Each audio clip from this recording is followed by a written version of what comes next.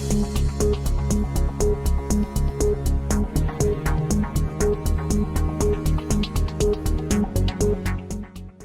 and welcome to Ask the Source. I'm your host, Josh Reinstein. We're here in our beautiful studio in Jerusalem. My guest today is Robert Meyer. He's an international lawyer and advocate. Robert, thank you for being on the show. Thank you for having me, Josh. You go around the world speaking about a very interesting topic, Palestine. But it's not the Palestine that people think of when they think of Palestine. Can you tell us a little about that? It's the Palestine that was the Turkish province and it's after World War I. What most people don't know is that the world got together and made the decision through the League of Nations as to who were the rightful owners of Palestine or the land of Israel. And their answer was the Jewish people. A lot of people think that Palestine is connected some way to the Palestinians, but it's actually the reverse. They took the name Palestinians because there was already a nation of Palestine, or a state of Palestine, or a mandate, as they call it. Tell us about that. Palestine was actually named by the Romans in an attempt to de-Judaicize the area after the failure of the Bar Kokhba revolt in 136 CE. And it simply refers to the then term after World War I for the Eretz Israel.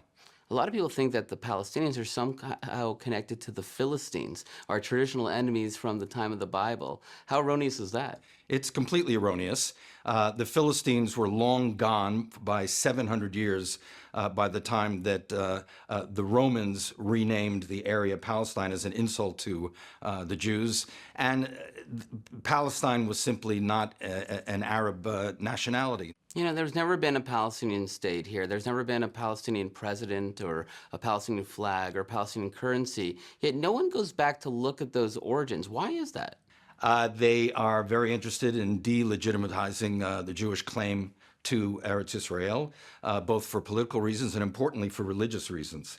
According to Islam, once a territory becomes Islamic, which occurred with Caliph Umar's conquest of Jerusalem and its environs in 636 CE, it's Islamic forever under Surah 2, verse 191 of the Quran. There's a lot of international organizations like the UN who are trying to disconnect the Jewish people from their land, specifically in Jerusalem, Judea and Samaria, and even the Golan Heights. But the legal claims are pretty tough. What do you say about that? One has to understand the Balfour Declaration of November 2nd, 1917 was a statement by the British government recognizing that the Jews had a right to a national home.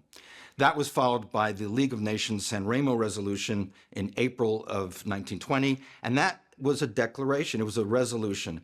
What's most important was the Mandate for Palestine, which was an international agreement unanimously adopted by the 51-nation League of Nations on July 24th, 1922. It's an 11-page document. The mention of Jews, Zionism, Zionists is in there 14 times. It's impossible to read that document and not conclude that the purpose of the Palestinian mandate or the League of Nations mandate for Palestine was to recognize the Jewish claim to the land. And in fact, they entertained both Arab claims and Jewish claims, and they made a decision that it was to be the claim not just for the Jews living here, but also for the then 14 million Jews all over the world. Since 1911, the Jewish state has divided land of Israel 22 times in this feverish idea that we can bring peace by dividing the land. If the legal claims are so staunch, why are we keep on going down this rabbit hole?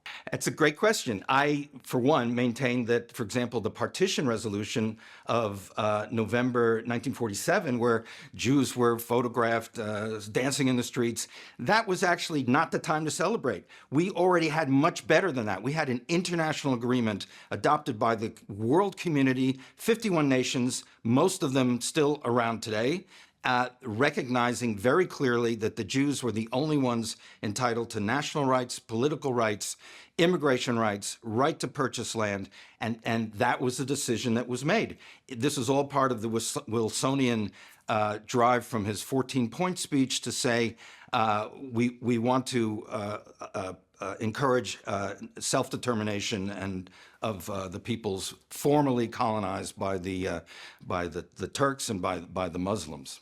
So what happened to the international community? It seems like they've completely done a 180. They're now saying we have no right to Judea and Samaria. It's not even our land. We have no way to buy it or to build it. What changed? You're correct. It's absolutely wrong. As a matter of international law, it's easy to disprove it, not only based on the mandate for Palestine. I mean, the UN, for example, talks about OPT, occupied Palestinian territories.